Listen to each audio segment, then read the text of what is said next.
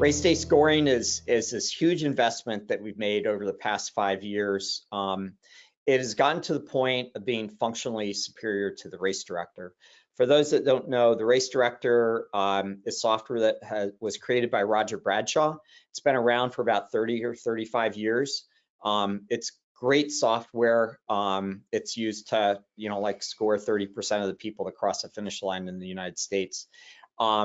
And the plan was that it needed a refresh. So race day scoring is that refresh.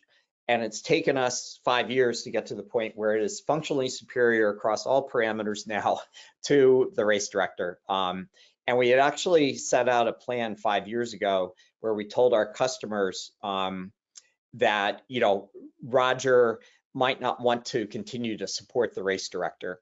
And so Roger joined us in 2015.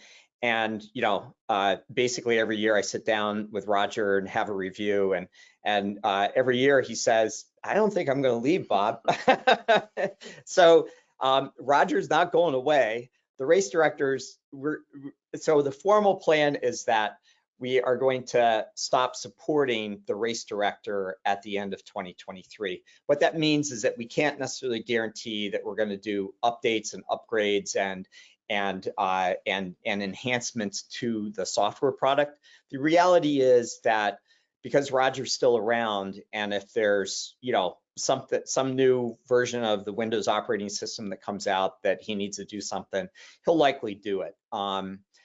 But what we want to do is we really want to strongly encourage timers to get themselves in a position where they're kind of dual scoring this year, and then kind of can rely completely on race day scoring next year.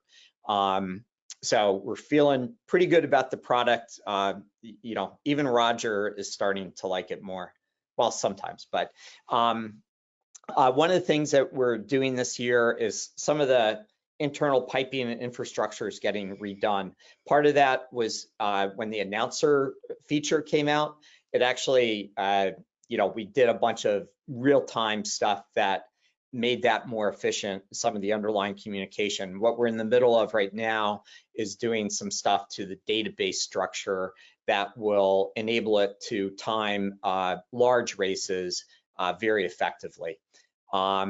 We're going to be doing some other things on the race roster side. We're going to be able to download race roster registrations. We're actually going to have a BQ report. That's actually one of the final things that's in the race director that's not in us. So if you have a marathon, you'll be able to say how many people, and who those people were that qualified for the Boston Marathon in a simple single report. We introduced lap races last year and cross country last year, and we're going to continue to make small improvements on those. We'll do race day scoring results into RaceJoy, and then we're going to improve series scoring calculations, kind of the local version, not the web-based version. And then timer dashboard is going to continue to get more and more powerful this year. Now that race day scoring is doing cloud sharing into the cloud, that starts to become more and more visible, and we're able to put more and more stats into the cloud so that timers can, kind of manage multiple races at the same time and see the status of everything that's going on, see how many finishers have crossed the finish line, see how many starters have started, and things like that. What is the plan for a race director from 2023 onwards? Will Roger still provide support, and is there a chance that things may not work after that point? So yeah, we still, like, if you call us with a race director answer, we're gonna answer your question.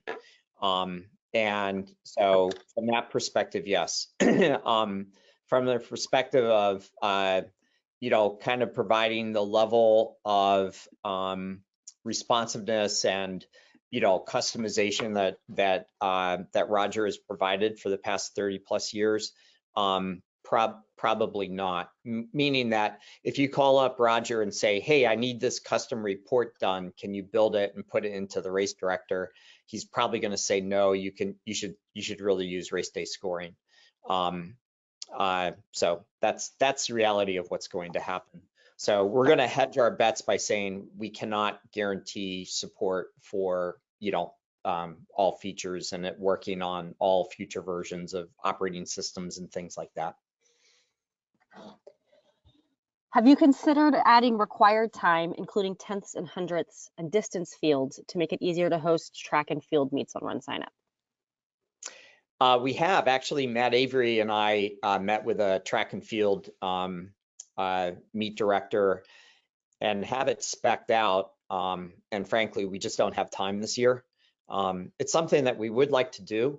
It is, you know, like a lot of our timing customers, you know, time track and field as well as road races, and so we get a request to use us at track and field quite a bit. But unfortunately, I don't think we're going to be able to fit it in this year.